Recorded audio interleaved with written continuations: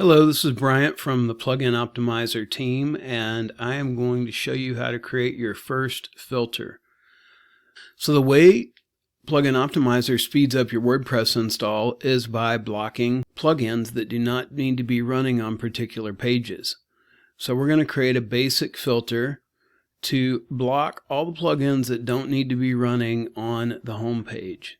So you come into Plugin Optimizer, you hit Create Filter.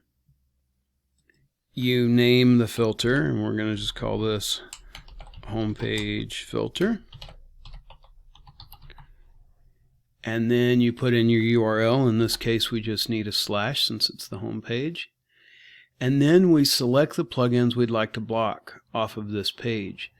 And in this case, we're going to block everything except Elementor, which is the builder that we're using in this particular WordPress install.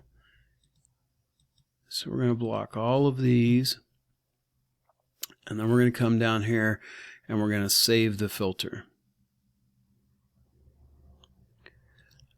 After you acknowledge that the filter has been saved, if you click on filters, you'll go back and you'll see here is the URL and here is the title.